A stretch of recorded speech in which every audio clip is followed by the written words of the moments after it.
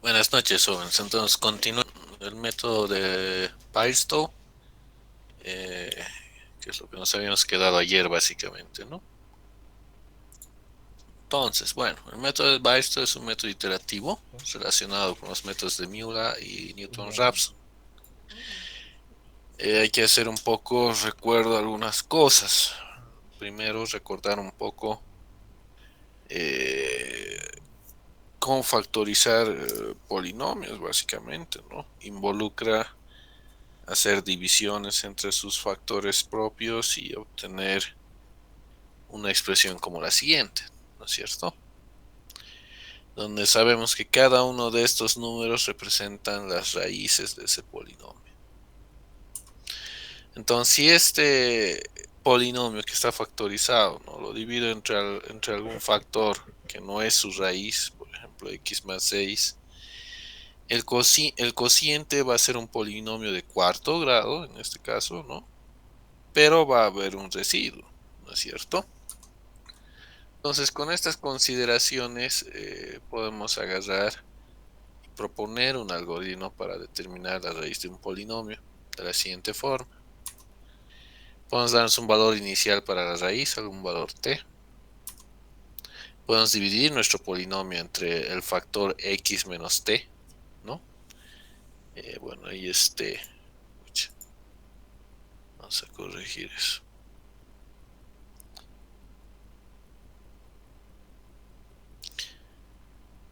Oye, me han mandado correo para dar su examen personas que no vienen a clases y que no tienen sus prácticas. Am, Tendrían que decirle a esas personas que no pueden dar examen, ¿no? O sea, si no tienen sus prácticas al día, no tienen derecho a examen, ¿no es cierto? Así que avisen eso a sus compañeros, por favor. Entonces, tenemos t, y se pone entre ese factor.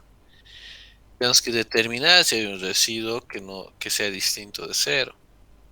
Si no es distinto de cero, el valor inicial es perfecto y la raíz es igual a t, ¿no es cierto? Y si existe un residuo, se ajusta el valor inicial en forma sistemática y se repite el procedimiento hasta que el residuo desaparezca y se localice una raíz. Entonces, en el fondo lo que está pasando, estamos haciendo divisiones, ¿no? Estamos adivinando las raíces y vamos a saber que es una raíz cuando el residuo de la división sea cero, ¿no? Entonces, mientras no sea cero, vamos a ir ajustando ese valor de t que nos estamos dando. Obviamente tendría que haber un criterio para ajustar el valor de t, ¿no es cierto? Entonces, una vez que agarramos, aplicamos esos tres pasos y estamos en una situación en la que tenemos una expresión que tiene un residuo, entonces tenemos que agarrar y trabajar con el cociente ya también para localizar la raíz. Entonces, este método va a depender del procedimiento que utilicemos para dividir un polinomio entre un factor. Y ahí tenemos que recordar, ¿no?, la división sintética que hemos visto al principio de este capítulo de manera muy rápida. Han visto ustedes también cómo pueden hacer la división sintética en el octave. Entonces, ¿qué cosa? La división sintética involucra, ¿no?, dividir el polinomio entre un factor x menos t. Por ejemplo, si tenemos este polinomio, ¿no?, de grado n, y agarramos y dividimos entre algún factor x menos t, vamos a obtener un segundo polinomio que sea un grado menor, ¿no?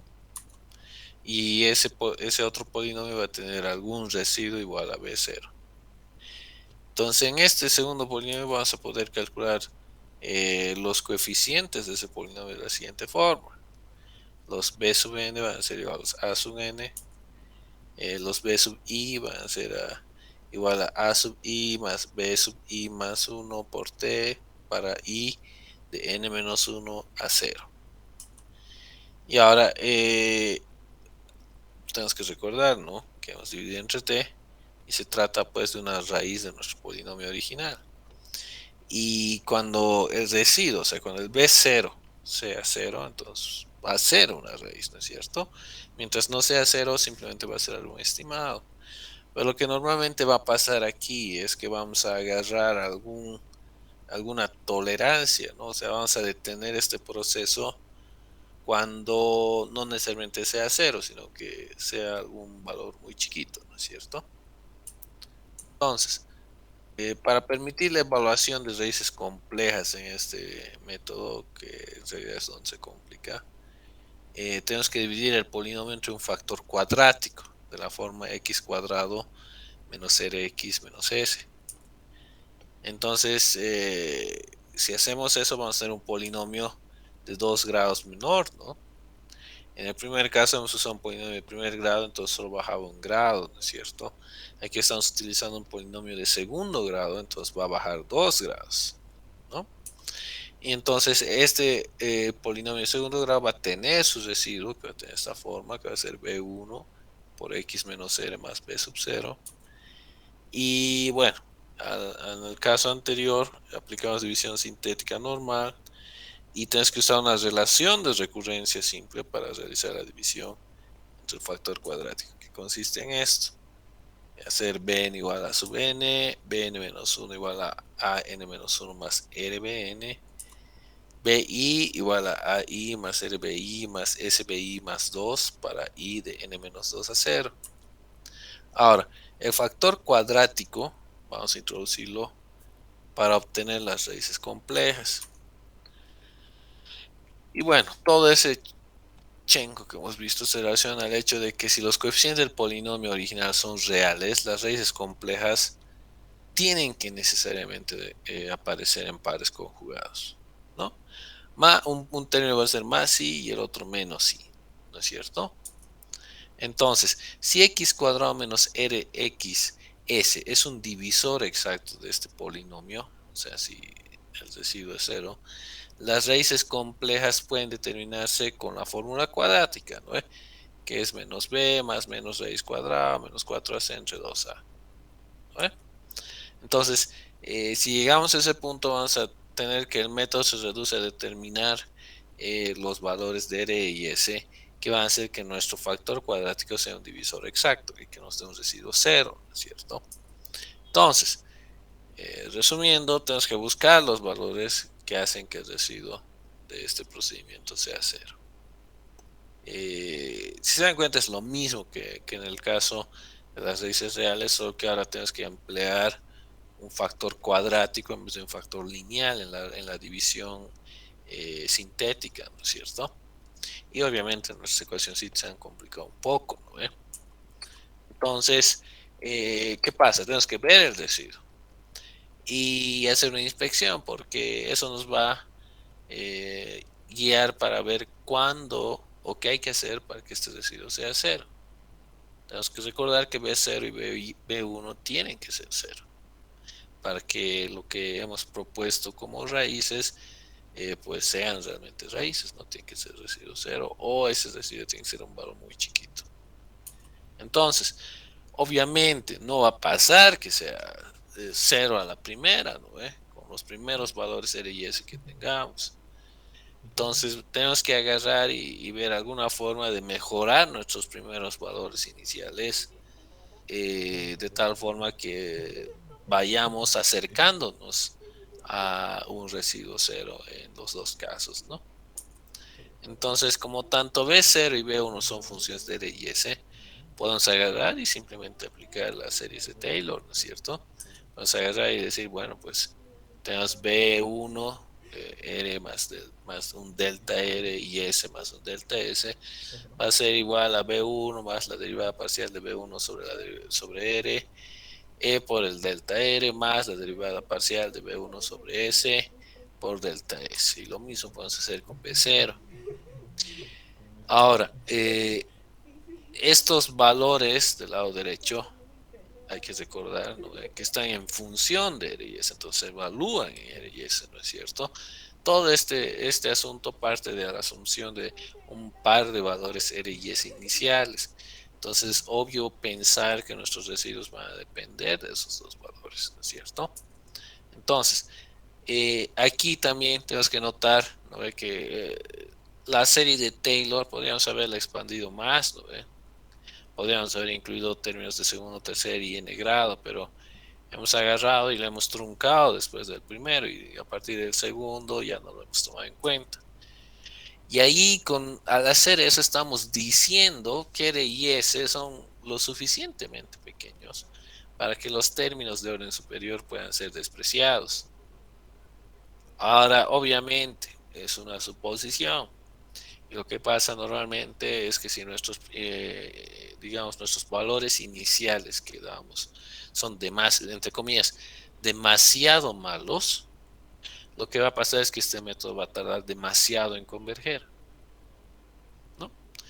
Pero bueno, lo último que iba a decir también que los valores iniciales de R y S, ¿no? Tienen que ser adecuadamente cercanos a los valores de R y S en las raíces. Entonces aquí digamos, vamos a decir lo complicado, ¿no? Porque si son raíces complejas, ¿no es cierto? Eh, ¿Cómo tenemos una representación gráfica de una raíz compleja, ¿no? Entonces ahí es ¿no ve? Pero la idea es que, bueno, estamos asumiendo que nuestros valores iniciales R y S son lo suficientemente buenos, ¿no? Los incrementos delta R y delta S que van a ser necesarios para mejorar nuestros valores iniciales se estiman a partir de igualar a cero las anteriores ecuaciones, ¿no?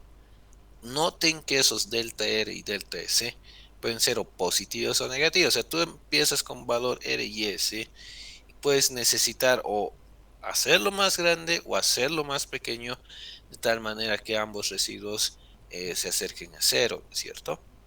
Entonces, agarramos las anteriores ecuaciones y las expresamos en términos de B1 y B0.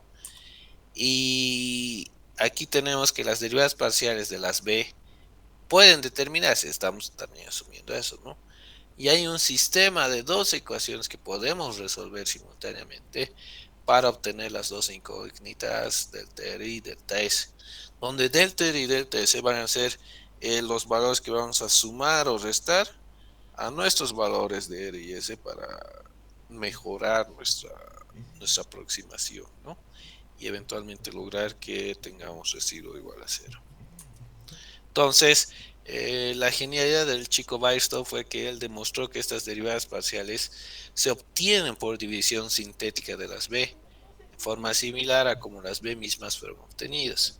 Entonces aplica este método, hace Cn igual a Bn, Cn-1 igual a Bn-1 más RCn, Ci va a ser igual a Bi más RCi más 1 más SCi más 2 para I igual a n-2 a 1, donde las derivadas parciales de B0 sobre R es igual a C1, de B sub 0 sobre S es igual a C2 y B sub 1 sobre S es igual a C3.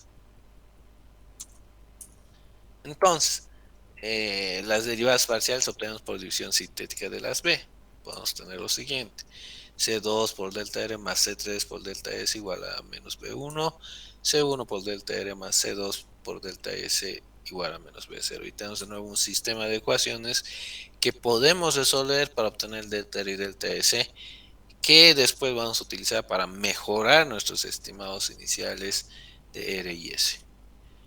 El error se va a estimar mediante esta expresión, que va a ser delta R sobre R por 100%. Y obviamente eso es para el primer valor, ¿no? Para el valor de R, y para el valor de S vamos a tener una expresión similar. Ahora, cuando ambos de estos errores estimados caen por debajo de algún criterio, idealmente cero, ¿no? Entonces nuestros valores de las raíces se pueden obtener con esta ecuación. Ahora la cuestión con esta ecuación es que hay tres posibilidades. El cociente es un polinomio de tercer grado mayor, en cuyo caso el método de Bairstow se aplica al cociente para evaluar un nuevo valor de R y S. Los valores anteriores que hemos utilizado en la anterior iteración pueden servir como valores iniciales para esta aplicación. El otro caso es que el cociente es cuadrático, en cuyo caso es posible evaluar directamente las dos raíces restantes con la ecuación cuadrática. Básicamente usamos eso, ¿no? Y el otro caso es que el cociente del polinomio es de primer grado y la raíz se evalúa simplemente como x es igual a menos c0. Y ya, o se han dado cuenta exactos pasos, ¿no? Entonces es importante que practiquen el ejemplo que está en el libro, traten de entender y sistematizar los cálculos, ¿no? Ya sea pueden hacerse una planita Excel o no sé, un script en Octave, ¿no? Entonces, ¿qué tenemos? Vamos a emplear el método de Weierstrass para determinar las raíces del polinomio f5 de x igual a x a la quinta menos 3.5x a la cuarta más 2.75x al cubo más 2.12x al cuadrado menos 3.875x más 1.25. Nos pide que utilicemos valores de R y S igual a menos 1 y que procedamos a iterar hasta que el error sea menor del 1%. Entonces, aplicando las ecuacioncitas, tenemos B5 igual a 1, B4 igual a menos 4,5, B3 igual a 6,25, B2 igual a 0,375, B1 igual a menos 10,5, B0 igual a 11,375, C5 igual a 1, C4 igual a menos 5,5, C3 igual a 10,75, C2 igual a menos 4,875. Y aquí a partir de aquí las ecuaciones se hacían tan largas, colegas, que he agarrado y básicamente copiado del libro. Me ha dado flojera repetir el cálculo. Pero bueno, a partir de esas ecuaciones podemos armar nuestro sistema, ¿no? De los cuales vamos a obtener los incrementos delta R y delta S. Agarramos, los resolvemos y obtenemos que delta R y delta S tienen estos valores de aquí. Y con estos valores podemos mejorar nuestros valores iniciales de esta forma, ¿no? Lo que les decía, se agarra, se suma o se resta. En este caso los dos son positivos y los sumamos, entonces los valores van a ser más grandes, ¿no? Y luego evaluamos nuestro error con la ecuacióncita que nos da y obtenemos que miren este error, 824.1%, ¿no? Entonces agarramos, repetimos los cálculos, volvemos a calcular todo el chorizo de valores B5, B4, B3, B2, B1, C5, C4, C3, C2, C1 y volvemos a tener otro sistema de ecuaciones de los cuales vamos a obtener otros valores de delta R y delta S que siguen siendo positivos y que afectan nuestros últimos estimados de la anterior iteración, ¿no es cierto? Entonces aquí tenemos que es menos 0,511 y 0,4697 con un error del 26 y 70% respectivamente, como ha mejorado terriblemente en el caso de ese, ¿no? Luego agarramos, volvemos a calcular y después de 4 iteraciones el método converge a los valores de R igual a menos 0,5 con 0,63% de error y S igual a 0,5 con 0,4% de error. Entonces agarramos y empleamos la ecuación cuadrática. Entonces, después de aplicar esto, tenemos 0,5 y menos 1. Con esto se tiene que el cociente es esta ecuación cúbica. Y el método de Weierstrass puede aplicarse a este polinomio usando los resultados de este paso anterior, o sea, R-5 y S05, como valores iniciales. Y 5 iteraciones aplican, o sea, haciendo todo este chorizo. Pero a este polinomio nos lleva a este resultado, R igual a 2 y S menos 1, 24,9. Y eso nos va a llevar a calcular la siguiente expresión, que nos da la raíz imaginaria, ¿no? 1 más menos 0,5i. Ahora, este cociente es un polinomio de primer grado que puede ser directamente evaluado mediante la última ecuación que hemos visto. Y bueno, obtenemos que las raíces 2. Ahora, si se dan cuenta, aquí hay demasiados cálculos, chicos, y es facilito equivocarse, ¿no ve? Entonces yo les recomiendo que se hagan una planita y traten de reproducir estos resultados para que no tengan problemas. ¿Ya? Ahora, ya sé que están con cara de pucha, ¿qué es esto? ¿No? Entonces lo vamos a dejar ahí. Es lo último que vamos a ver. Y listo. Yo creo que hasta aquí no vas a hacer el examen del lunes. Ya no avanzaremos más. Y quiero hacerles una propuesta, jóvenes, no sé qué opinan, pero como se han dado cuenta, pese a que hemos tratado de compensar con clases extras y yo todavía me he resistido a correr, no he querido correr, he ido muy lento, precisamente porque es harto material y algo de ese material no es muy fácil de digerir. Entonces yo tengo una propuesta, hasta aquí nomás el primer parcial. El segundo parcial vamos a ver hasta dónde llegamos y vamos a tomar hasta donde lleguemos, ¿no ve? Pero yo quiero proponerles, si les interesa, tomar unas, no sé, unas 5, tal vez 10 clases después del después del final inclusive, para seguir avanzando, pero eso ya no va a tener nota, ¿no? Porque ya van a tener su nota hasta el segundo parcial, ¿no es cierto? ¿Por qué? Porque quisiera que podamos ver con ustedes el tema de cómo resolver ecuaciones de primer grado, ecuaciones diferenciales de primer grado, ¿no? Y por mucho que corra ahorita, no creo que lleguemos a eso. Yo creo que vamos a llegar a resolver lo que es diferenciación e integración numérica, pero no creo que lleguemos a ecuaciones diferenciales ordinarias, porque el semestre termina el 15 de julio, el 14 de julio o algo así. Si se dan cuenta, eso es una, 2 y 3 semanas, ¿no es cierto? Entonces, no sé qué opinan, o prefieren correr desde la siguiente clase nomás y nos ponemos al día, no hay problema. Porque miren, el 11 de julio ya es el segundo parcial, no lo voy a mover esa fecha, o sea que no vamos a avanzar mucho hasta el 11 de julio, si se dan cuenta. Y el final es el 13, que va a ser de lo que avancemos a ver, hasta el 10, que vamos a pasar sábado y domingo más. Entonces, no sé, ¿les parece o corremos nomás? A ver, pronunciense, porque ustedes nomás van a dar examen, ¿no? Va a ser un acuerdo de caballeros, ¿no? Parte 3 y ver la parte 6. Pero ya no llegamos a las 7 ni llorando. Es imposible, imposible, ¿no? O sea, ya, les digo, léanse hasta la parte 7 y nos vemos en el examen, ¿no es cierto? Pero ese no es el plan tampoco, ¿no ven? Entonces, un acuerdo de caballeros, no sé qué les parece. Cuando el programa les ponga un error, ustedes van a saber de qué está hablando, ¿no es cierto? Y eso es el objetivo. No pretendo que sepan de memoria estas ecuaciones, no, ni llorando. Pero sí tienen que saber cómo usarlas, cómo ponerlas en un Excel y correr. Esa es la idea, no es la otra, ¿no? Entonces, si están de acuerdo, nos vemos el lunes. El examen lo voy a colgar creo que a las 6 de la tarde, 6 o 7. 6 para que no nos quedemos hasta muy tarde. Les voy a pedir que se conecten por toditos, van a prender su camarita y van a estar 2 horas ahí.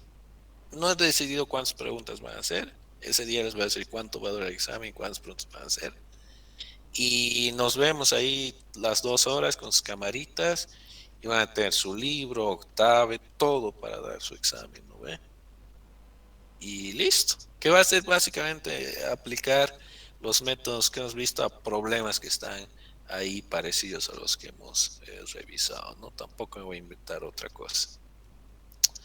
Entonces, eso es el examen del lunes.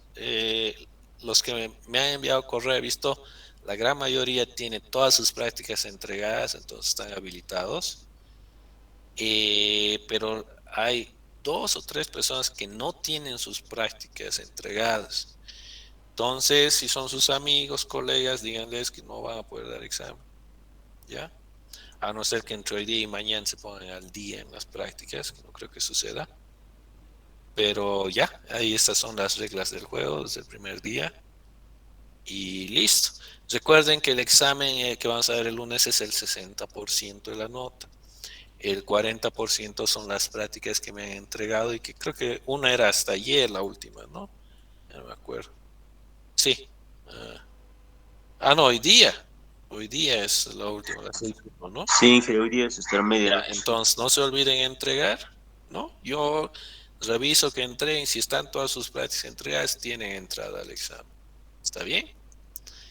Entonces, eso es, jóvenes. Aquí lo dejaremos, no vamos a avanzar más nada mañana. Directamente nos vemos el lunes.